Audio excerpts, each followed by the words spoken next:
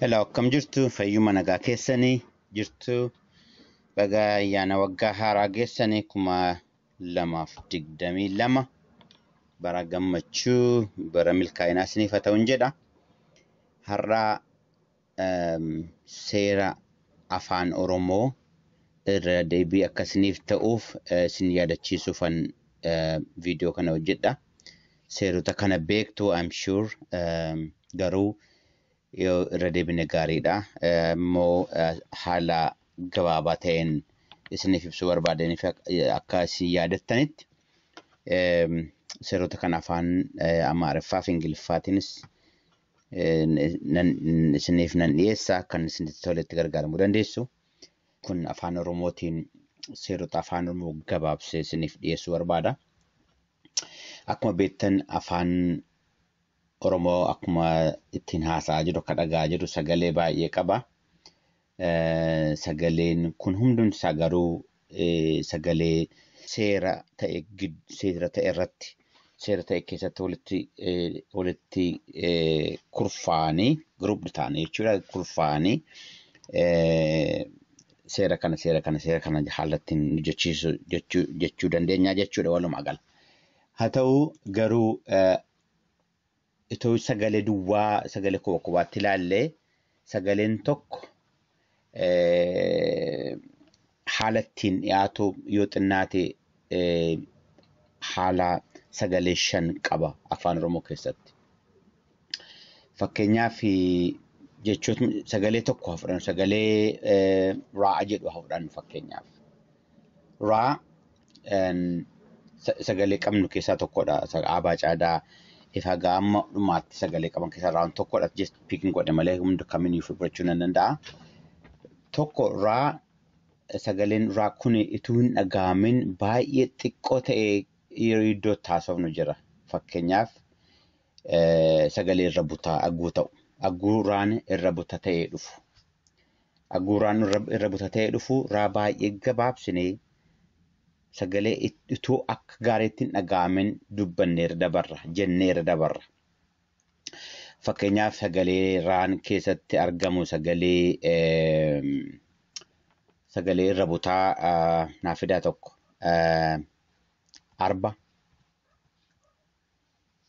arba achi keessatti raan baay'ee gabaabinarra darbee irra butaadha sagaleen isaa sirriitti hin dhaga'amu. Marqaa amma sagaleen raa achi keessatti sagalee irra butaatti iddoo sagalee irra butaattidha. Hedduu gabaabinarrallee darbee sagalee isaa sirriitti hin dhageenyu. Dubbichiiftuu tokkollee hin qabu. Kanaaf sagalee isa jalqabaatti jennee fudhanna sagalee tokko akka raa dhageessisu. Raan dubbachiiftuu gabaabduu qabaatee sagalee gabaabduu ta'e dhiyaachuu danda'a. Raa akka asitti riidha yookaan immoo akkana ta'uu danda'a. Yookaan immoo akkana ta'uu danda'a. Yookaan immoo akkana ta'uu danda'a. Dubbachiiftuu tokko duwwaa eeguu qabdu. Gabaabaa jechuudha. Gabaabaadha. Sagalee gabaabaa nu jedhamee kaa'amedha. Sagalee gabaabaa ammoo sagaleen kun sagalee laafaadhas. Maaliif gabaabaaf laafaa ta'e akkuma beeknu sagaleen yoo jabaate dubbifamaan 2 ta'a. Yoo dheeraa ta'e dubbachiiftuun 2 ta'a. Sagalee kana keessatti garuu lachaniyyuu tokkodha. So sagalee gabaabaa laafaa qabna jechuudha. Sagalee gabaabaa laafaa. Fakkeenyaaf sagalee gabaabaa laafaa kana keessatti ittiin fudhannu naaf fida. As keessatti kan jechoota biraallee fiduu dandeenya. Fakkeenyaaf kan akka bor sagalee irra butaa ta'uu baatullee akka sagalee irra butaatti dhiyaachuu baatullee baay'ee sagalee gabaabaa sagalee isaa sirriitti hin jiru. Sagalee akka sagalee irra butaatti fudhatamuu kan danda'udha. Jechoota kana keessaati jala diimaa muramu kun rakkisuudhaaf jira. So yoo afaan Oromoo animmaa kanatti gargaaramaa jiru Microsoft Word irrattidha. Akkuma beektan Microsoft Wordiin spellingii check godha. Yoo spellingii qubeessuun kun dictionary inni qabu keessa hin jiraanne dogoggora jedhetu recommend godha. Yoo right click goone add goona ta'e dictionary itti dabaluu dandeenya. Garuu kun dictionary afaan Oromoo waan hin taaneef itti dabaluun barbaachisaa miti. Kan akka inni hin taane akka inni ittiin fufne gochuudhaaf as keessa gallee file keessa gallee option keessa googallu. Okay, option keessa googallu. Option keessa proofing keessa galle check spelling as you type. Kana yoo disable goone kana yoo irraa kaasne okay jenne sana booddee waan nu barreessinu dhimma isaa hin qabaatu. Kanaaf wanti jala muramu sun irra muramu jechuudha. Akka dogoggoraatti turuuf nuuf reporting godha afaan Oromoo barreessinu. Garuu yagguu Ingiliffa barreessinu yoo barbaannu sana deebisnee kaa'uun baay'ee nu gargaara. Akkuma beektan yagguu afaan Ingiliffaa dogoggorru recommend nu godha. So sanaaf sana qabaachuun baay'ee gaarii jechuudha. Kana deebisuun idduma silaa sana deemnee word option deemnee click back goona jechuudha. Kanatti deebinu so sagalee dhiifama jechoota tun taane sagalee gabaabaa fi laafaa akkanaas hin qabna. Kun isa lammataatti jechuudha. Jechoota gabaabaa jara kana keessaati itti gargaaramaa dandeenya. Fakkeenyaaf jechoota gaggabaabaa naaf fida. Jechoota gaggabaabaa kan itti gargaaramaa dandeenyu Rundaasaa maqaa namaati. Rundaasaa rimma jecha jalqaba fudhanneedha. Rimma rirmas jedhama. Rabbi yagguu jennu fa'a. Jechoota gabaabaadhas laafaadhas. So jecha gabaabaa laafaa isa jedhudha. Inni sadaffaan jechoota laafaa dheeraa ta'an akka kanaati. Fakkeenyaaf akka kana dhiifama akka kanaa jechuun jarri kun laafaadhas garuu immoo dheeraadha akka jara kana gabaabaa miti. Rii, raa, roo, ruu. Inni kun ruudha, inni kun ruudha. Inni kun jenna malee sagalee itti dabaluu hin qabnu galee dubbachiiftu irra. Yeroo sagaleen afaan Oromoo dubbifaan hundi isaanii sagalee hin qabani amma dubbachiiftuun itti dabalamutti. Kun seera jirudha. Garuu immoo barsiisuudhaaf akka tolutti jara kana sagalee kenninaaf. Amma afaan Oromoo keessatti raa jennee sagalee kennineef. Aabaa caadaa raa yagguu jennu garuu raa akka nafaa yookiin raa akka nafaa jechuu keenyadha. Garuu sagaleen kun raa miti. Sagaleen kun sagalee jedhudha. Sagalee jedhudha. Yagguu dubbachiiftuu daballu garuu dubbachiiftuu kan itti dabalame sana fudhata. Kan akka roo, kan akka ruu, kan akka rii fudhata jechuudha. So sagalee warra kana keessaati fakkeenyaaf naaf fidaa roobii fakkeenyaaf roobaa reetii jala kana warra akka kana jechuudha. Sagalee dheeraa garuu immoo sagalee laafaa qabna. Sagaleen kun sagalee raa duwwaadhaaf miti. Sagaleen kun baadhaafis, caadhaafis, daadhaafis sagaloota dubbachiiftuu ta'an hundumaa kan jirudha jechuudha. Sagaleen biraa qabnu sagalee amma akkanaati. Sagalee akka kanaati. Sagalee jabaa garuu gabaabaa. Sagalee jabaa garuu gabaabaa. Jabaan maaltu taasise? Wanti inni jabaa ta'ee fi sagalee dubbifamaa lama ta'uu isaati. Sagalee dubbifamaa maaltu lama godhee jechoota sana yagguu jennu jabeessinee gati jennuuf jaba ra gati jennuuf inni kun ra gati jedhama inni kun ra fakkeenyaaf jarri kun akkuma warra kaaniitti daddabaluu dandeenya. Garaagarummaa qabu dubbachiiftuu shananiif iyyuu kaa'uu dandeenya. Jechoota warra kanaa keessa jiran fakkeenyaaf jechoota ciccimanaa fida. Fakkeenyaaf biifama kunduroota tokkodha. Sagalee biraan fudhadhaa fakkeenyaaf dhibba yagguu jennu akkuma raa kanaati sagalee jabaaf gabaabaadha dhibba. Kan raadhaan argachuu hin dandeenye garuu jiraachuu danda'a jechoota baay'ee waan ta'aniif jechoota yaadachuu hin dandeenyeef dhibba yagguu jennu dhibbaa miti dhibba sagalee jabaadhaa fi gabaabaadha. Wanta kanaa jechuun akkanammoo baay'ee jiru afaan Oromoo keessatti jechuudhaaf fakkeenya kan yaadatan barreessaa warra jechoota kanaa jabaa gabaabaa warra ta'an. Dhibbi fakkeenyaaf sirrii kanaatiif tokkodha sagalee baa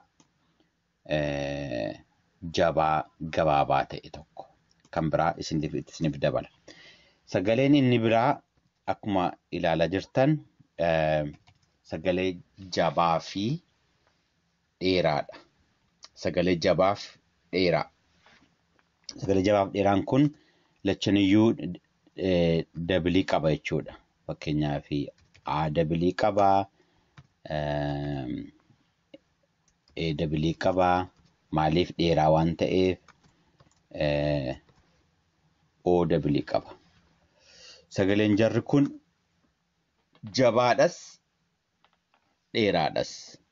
Wanti jara jabeesseef wanti jara dheeres akka nuyi jennudha. Akka nuyi itti jennu kana gadi dhichisnee jenna immoo irra turra yagguu jennu. Fakkeenyaaf roorroo sagaleen kun lamman jecha sagalee tokkorraa hojjetaman garuu roo isa jalqabaatiif roo isa lammaffaa dhaggeeffadha. Roorroo inni kun jabaadhas dheeraadhas inni kun garuu laafaa dheeraadha. Roorroo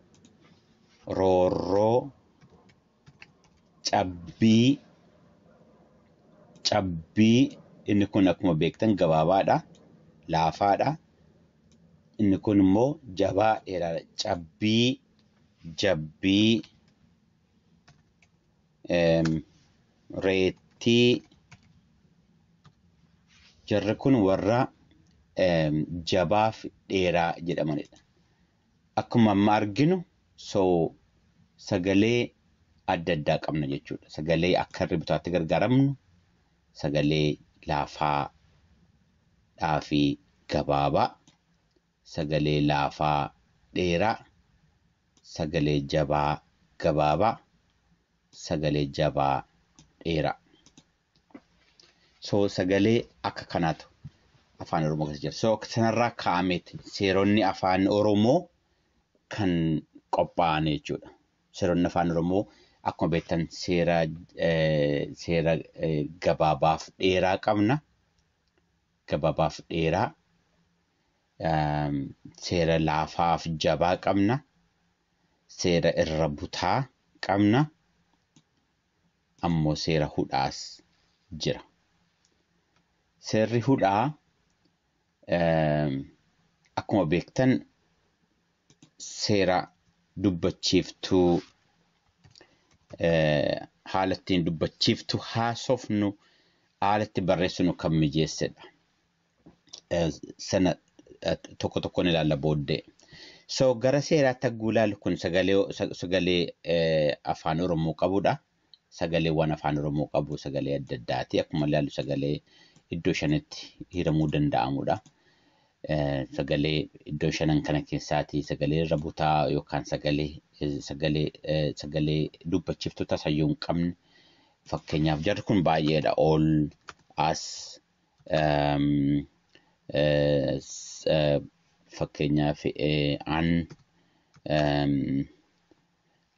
jechoota irra buta maleeyyuu jechoonni sagalee akka sagalee irra butaatti sagalee irra buta kan jennu sagalee yagguu sagaleen tokko sagaleen dubbachiiftu tokko sagaleen dubbifamaan tokko sagalee dubbifamaa tokkotti aanee itti dubbachiiftuun qabaatiin yagguu dhufudha. Fakkeenyaaf raaf baa asitti immoo raaf qaa irra butadha raan asittis raan irra butadha. Jarri warra kana baay'ee. Jarri kun immoo akka irra butaatti miti garuu akka sagalee irra butaa sagalee dubbachiiftuu hin barbaadan hin barbaachisan. Maaliif? Baay'ee amma yartuu jenna an yagguu jennu naa sagaleen naa baay'ee xinnoodha an jira as kottu yagguu jennu. Garuu immoo al tokko immoo yeroo itti dogoggorsan jiru. Fakkeenyaaf ani inni kun anidha an inni kun ani as asi. So yeroo sana sagalee dubbachiiftuu irra butatu hin taane sagalee gabaabaa laafaa ta'a. Fakkeenyaaf olii gad yagguu jennu. Olii gad. So yeroo sana sagaleen isaan jijjiirama jechuudha. Sagalee irra butarraa sagalee biraa ta'a. Egaa kanadha sagalee seerota jiran seeronni jalqabaa nuyi qabnu sagalee gabaabaa fi dheeraa miti. Gabaabaaf dheeraa. Sagalee gabaabaaf dheeraa fakkeenyaaf jara kan lamaan fudhadhaa. Sagalee gabaabaa sagalee dheeraa. Jara kana keessa sagalee gabaabaa sagalee dheeraan gabaabaa leexaa dheeraa leexaa waan jedhamutu keessa jira. Gabaabaa leexaa dheeraa leexaa. Dheeraa leexaa jechuun fakkeenyaaf leexaa. Leexaan hundiyyuu leexaadha. Lamman sagaleen jiran laaniif xaan lamman isaaniiyyuu dheeraadha. Leexaa tokko keessa gabaabaan hin jiru jechuudha. Fakkeenyaaf bofa dhiifama buna mana namni sintaa nama jarri kun immoo gabaabaa leexaa jedhama. Warra gabaabaa leexaa kana keessa dheeraan hin jiru. Jechoota gabaabaa lamaniyyuu gaggabaaboodha. Mana yagguu jennu dheeraa keessaa hin qabnu. Manaa yagguu jennu garuu dheeraa leexaa miti gabaabaa leexaa miti manaa yagguu jennu. Manaa kottu. Manaa bayi yagguu jennu kun makaadha. Gabaabaa tokkoof dheeraa tokko. So leexaa hin jedhaman. Yookaan dheeraa leexaa hin jennu yookaan gabaabaa leexaa hin jennu. Dheeraa leexaan hundiyyuu hagguu leexaa ta'u hagguu dheeraa ta'u dhiifama. Gabaabaa leexaa hagguu jennu immoo hundumtiyyuu jechi gabaabaa leexaa hunduu gabaabaa gaafa ta'udha. Gaafa wal maku garuu leexaa waan jedhamu hin qabu. So seerri jalqabaa gabaabaa fi dheeraadha. Sagalee yagguu irra turu dheeraa ta'a. Yagguu dafnee bira jennee fidnu gabaabaa ta'a. Yoo dheeraa ta'e sagalee dubbachiiftuu lama qabaata. Sadii kan qabaatu hin jiru. Afaan Oromoo keessa qubee dubbachiiftuun sadii kan walitti aanu hin jiru tasuma yoo hudhaa qabaate malee. Isa hudhaa irratti isinitti hima. So seerri jalqabaa kanadha. Seera gabaabaaf dheeraa. Gabaabaaf dheeraan waa'ee dubbachiiftuuti. Gabaabaaf dheeraan waa'ee dubbachiiftuuti. Malee waa'ee warra dubbifamaa miti. Dubbachiiftuu irra turramoo dafnee fidna. Leexaa yagguu jennu dheera hin turramoo aara hin turramoo dafnee fidna. Yagguu mana jennu maa kanarra hin turramoo maa kanarra hin turra. Manaa yagguu jennu fakkeenyaaf nama dhiifama. Sila manaa jechaan namaa jechaan ture Mana. Mana ture. Mana. Okay. Mana. Yagguu jennu naan inni kun dheeraa. Inni kun maal inni kun gabaabaa ta'uu isaa kan agarsiisu. Sagalee dheeraaf gabaabaaf dheeraan sagalee dubbachiiftuuti. Sagalee vowels. Okay. Sagalee seerri inni biraa sagalee gabaabaaf jabaadha. Dhiifama jabaaf laafaadha. Jabaaf laafaan waa'ee dubbachiiftuu miti. Waa'ee dubbifamaati. Waa'ee konsonantiiti jabaaf laafaan. Jabaa kan jennu yoo sagaleen isaa arraba keenya irratti jabaa ta'e dhiittameedha yoo dhiittame. Laafaa kan jennu immoo yoo dhiittaa sana hin qabaanne. Fakkeenyaaf jabbii. Jabbii yagguu jennu sagaleen baan kun arraba keenya irratti jabaadha. Jabbii. Jabii miti. Jabii ituu ta'e laafaa ta'a. Jabbii amma sagaleen isaa dhiinnee dhiichisnee gati haasofnuuf sagalee jabaa ta'a. Fakkeenyaaf haxxee kan isinii ta'uuf isinii fida. Hattuu fi hatuu kun adda isiniif baasa. Sagalee dheerinaa jechuu dheeraadha. Sagalee dheerinaa hatuu fi hattuu. Garuu sagalee dubbachiiftuu taa kana dhaggeeffadha. Hattuu hatuu. Hattuu hatuu. Inni kun jabaadha. Inni kun laafaa jedhama. Yeroo sagaleen jabaa ta'u akkana jabaa ta'u yeroo hundumaa sagaleen dubbifamaan konsonantiin lama ta'a.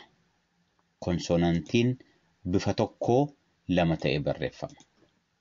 Konsonantiin bifa tokkoo sadii ta'ee barreeffamu afaan Oromoo keessatti tasayyuu hin jiru. Konsonantiin sadii walitti aanuu hin danda'a. Yeroo namoonni keessumaaf qubee dachaarra jiru. Fakkeenyaaf bulchaa. Qubee dachaa yagguu jiru konsonantiin sadii walitti aanee barreeffamuu hin danda'a. Garuu konsonantiin yookiin dubbachiiftuun gosa tokko sadii walitti aanee hin barreeffamu jabaa agarsiisuudhaaf. Sagalee jabaa agarsiisuuf konsonantii lama duwwaa dubbifamaa lama duwwaa walitti aansina. Akka kana hattuu fi hatuu. Yoo kanatti hatuu akkana goone barreessine dogoggoradha. Yoo hattuu akkana goone barreessine dogoggoradha. Hattuu jennee barreessina jennee yoo kana barreessine hatuu ta'a jechuudha. Seera kana baruun dirqama ta'a. Sagalee sana dhageenyu immoo baruun sirriitti sagalee sana dhaggeeffachuun immoo dirqama kan biraati. Maaliif sagaleen jabaaf laafaa adda baasnaan afaan Oromoo akka kanaan dura isinitti hime waanuma haasofne waanuma jennu san exactly lafa keenya jechuudha. Hattuu hatuu. Okay. Yeroo qubee dachaa ta'u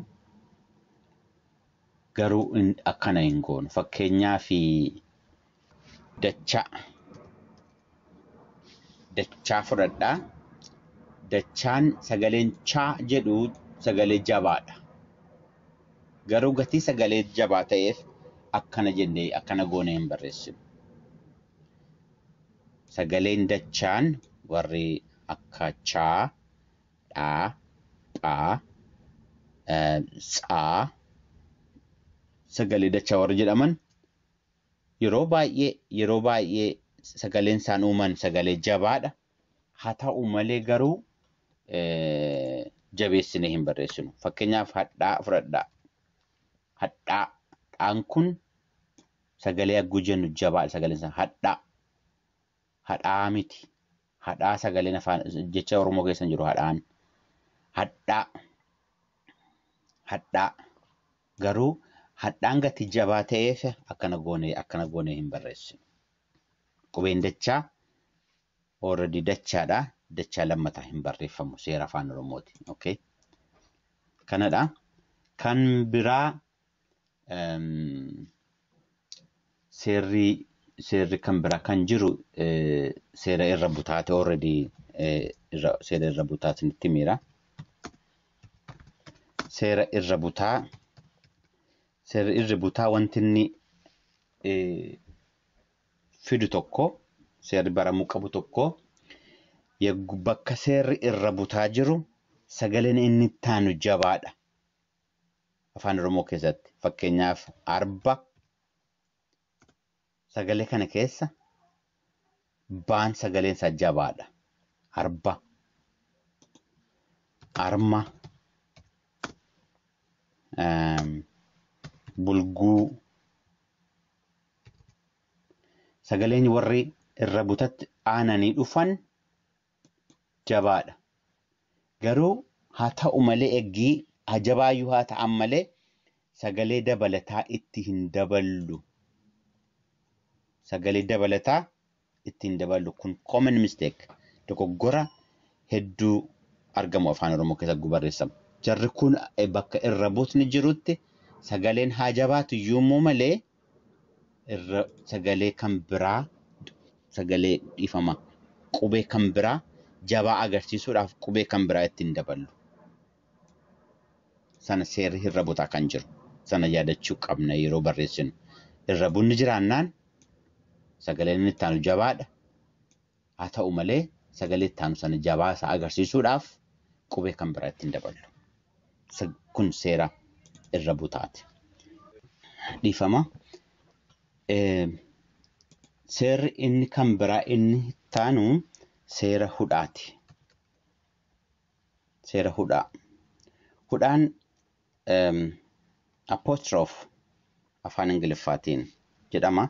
Apostrophiin afaan Ingiliffaatiin fi inni waa'ee inni baasu fi afaan Oromoo keessatti waa'ee inni baasu garaagara. Afaan Ingiliffaa keessatti akkuma beektan possession agarsiisa afaan wayi tokko kan eenyu akka ta'e agarsiisa fakkeenyaaf his theirs and so on waan akkanaa waan akkasan yookiin immoo contraction agarsiisa fakkeenyaaf agguu dhiifama agguu akkana faatti barreessin he is he has akkana faatti barreessuudhaaf ta'a afaan Ingiliffaa keessatti. Garuu afaan Oromoo keessatti akkasana miti. Afaan Oromoo keessatti sagaleen dubbachiiftuu yagguu dhaga'amudha. Yagguu sagaleen dubbachiiftuu dhaga'amu hudhaan jiraachuu isaatti yookiin itti gargaaramna. Amma waan amma kana keessaa agguu haasaa amma gara oliitti kan arginu keessaatti sagaleen dubbachiiftuu hin dhaga'amu. Raaroo sagalee warra dubbifamaa duwwaadha kan dhageenyu. Sagalee warra dubbifamaa garuu warra dubbachiiftuudhaan uumaman. Garuu sagaleen dubbachiiftuun sagaleen A, O, I, U sagaleen kun yagguu bahanii dhaga'aman yeroo sana hudhaadhaan akka isaan dhaga'aman goona. Fakkeenyaaf ituu akkana jenne kun saadha. Saa dheeraa miti sagalee saa dheeraadha. Garuu ituu sa'aa jennee barreessuu barbaanne akkam goona. Sa'aa. Yoo akkana goone hiikan qabu sa'aadha jennee yoo barreessina ta'e kun sa'aan ta'u saa jechaadhuma ooluudha. 10-20 daballee sagalee A jedhu baasuu hin dandeenyu. Nu kan jechuu barbaanne sa'aadha. Sa'aa. Yookiin sa'a gabaabaa yoo ta'u sa'a yookiin sa'aa. So sagalee A jedhu kana baasuudhaaf dubbachiiftuun galuu qaba. Dhiifama hudhaan galuu qaba. Yoo hudhaan gale malee sagaleen inni taanu kun kophaasa akka ta'e baruu hin dandeenyu. Fakkeenyaaf asitti saa jenna malee sa'a hin jennu. Yoo hudhaan gale garuu sa'a jenna. Hudhaan kanaaf kan inni gale. Hudhaan itoo hin jiraanne sagaleota warra sa'aa, re'ee, ji'a. Jara kana barreessuu hin dandeenyu. Itoo bo'oo dhiifama bo'oo ja'a barreessuu hin dandeenyu utuu hudhaan hin jiraanne ja'a jenna. Ja'aan immoo ja'a miti. So hudhaan kanaaf barbaachisa. Yeroo sagaleen dubbachiiftuu dhaga'amu, sagaleen isaa ifatti ba'ee dhaga'amu, yeroo sana hudhaan dirqama dhufuu qaba. Sagaleen hudhaa duraaf booddee dheeraa ta'uu danda'a akkuma arginu kana. Asitti kun dheeraadha hudhaa booddee, kun dheeraadha hudhaa booddee, kun dheeraadha, kun gabaabaa.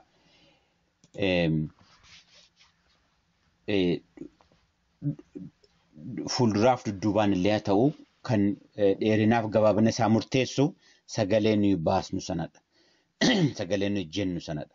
Kanaaf hudhaan baay'ee barbaachisaa jechuudha. Itoo hudhaan hin jiraanne jechoota afaan Oromoo keessa jiran baay'ee jiran barreessuu hin dandeenyu. Warra kana sa'a, re'ee,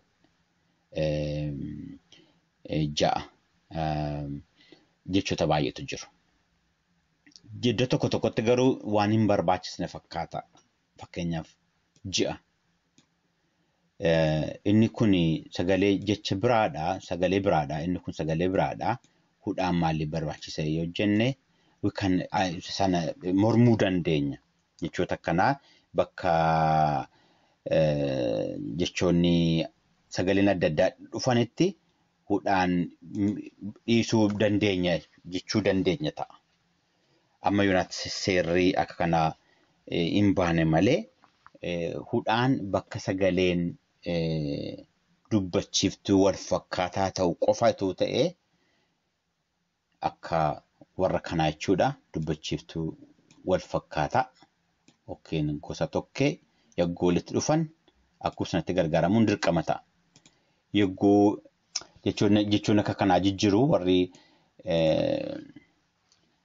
qubee adda addaatiin walitti dhufanii garuu sagaleen kan biraa, sagaleen dubbachiiftuun biraa bahu yeroo hudhaatti gargaaramnee barreessinu hudhaan maaliif barbaachisa yeroo sanatti adda adda'ootii kanaafi kun ji'a jennee akkasumatti barreessine akkanatti ba'a akkumatti dubbisuu hin dandeenya.